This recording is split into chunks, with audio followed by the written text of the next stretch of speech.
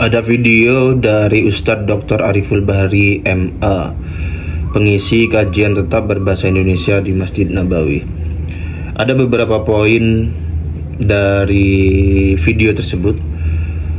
Yang pertama, di Arab cucu Nabi wajib tes DNA. Tapi keturunan Nabi yang paling banyak itu di Madinah. Di Madinah itu ada 7 keluarga besar. Dan di tanah Arab secara khusus, ini saya bercerita di tanah Arab secara khusus, siapapun yang menjadi keturunan Nabi, maka mereka mulai dari tahun 1403. Kalau sekarang kan 1447. Mulai dari 1403, siapapun itu di sana ya, siapapun yang mengaku keluarga Nabi, maka mereka harus ikut tes DNA.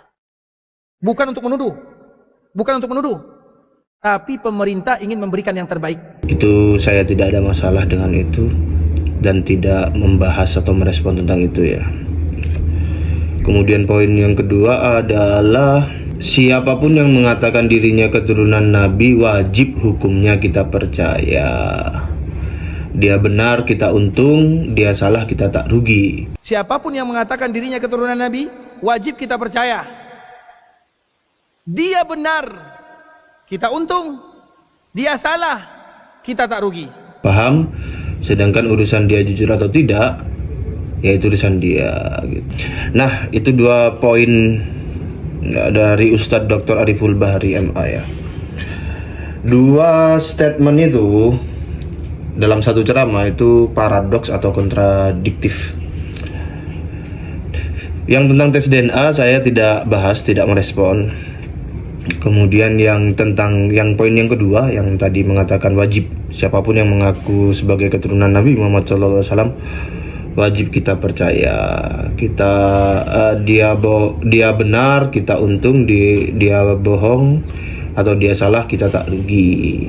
Sedangkan urusan dia jujur atau tidak urusannya dia, begitu ya. Nah, poin itu yang mau saya bahas. Jadi ini konteksnya saya mau berbicara dengan Ustadz Dr. Ariful Bahri.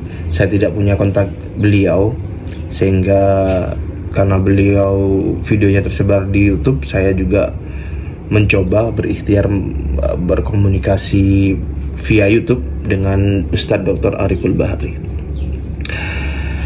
Jadi secara umum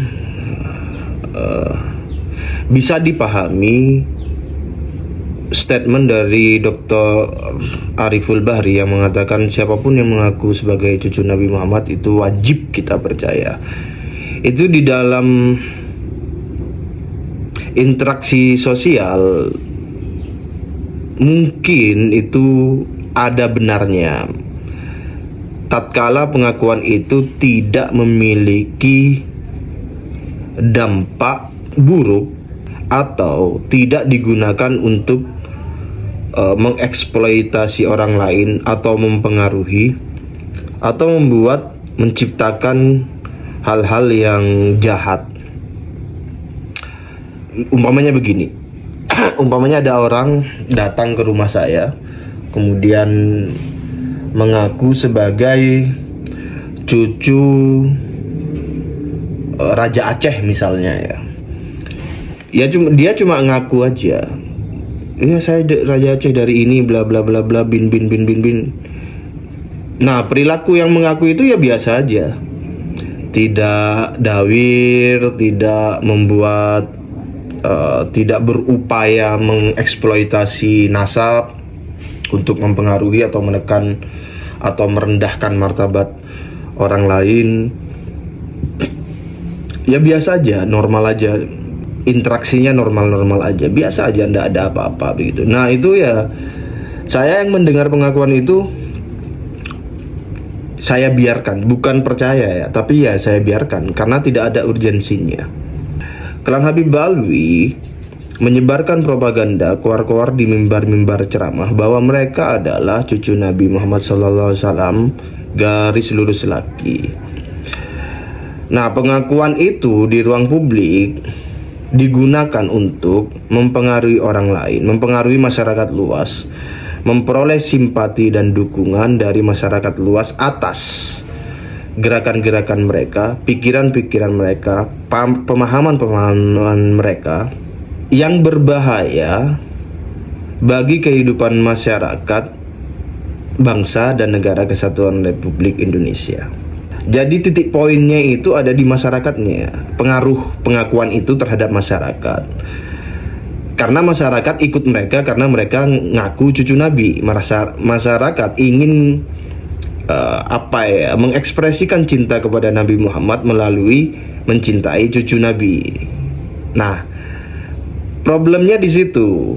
Problemnya, urgensinya adalah untuk meneliti apakah klan Habib Alwi itu cucu Nabi atau tidak, karena masyarakat menghormati mereka, mengikuti mereka, taat, tunduk patuh kepada mereka untuk melakukan hal-hal yang berbahaya bagi eksistensi pribumi bangsa dan negara kesatuan Republik Indonesia. Ya karena klaim itu, maka disitulah urgensinya meneliti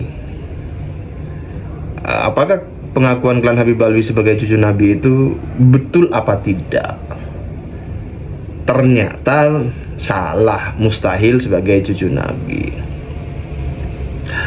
Jadi andai klan Habib Alwi itu tidak melakukan hal-hal yang berbahaya bagi akidah umat Islam, bagi eksistensi pribumi bangsa dan negara kesatuan Republik Indonesia, ya biasa aja, hidup biasa, ya tentu tidak ada urgensi untuk meneliti itu.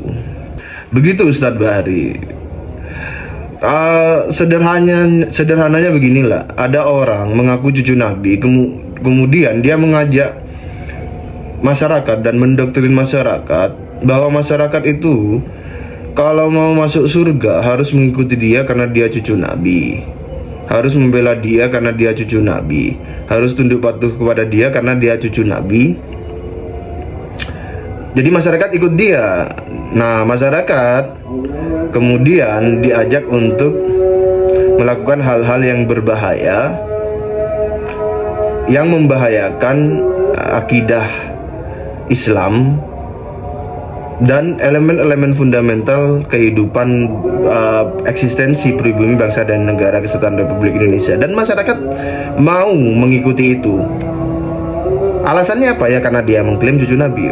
Oleh karenanya penting meneliti benar gak sih ini gitu. Itu sisi pertama ya. Sisi kedua, karena orang yang mengaku cucu Nabi itu menggunakan hal-hal yang berpengaruh terhadap masyarakat atas klaimnya sebagai cucu Nabi untuk melakukan kejahatan-kejahatan, maka yang ternodai marwahnya itu adalah Nabi Muhammad SAW. Oleh karenanya harus diteliti betul apakah ini cucu Nabi atau tidak. Itu untuk menjaga marwah atau kesucian atau nama besar atau kehormatan Nabi Muhammad SAW. Begitu Ustadz Ariful Bahari. Kalau dalam konteks klan Habib Alwi ya.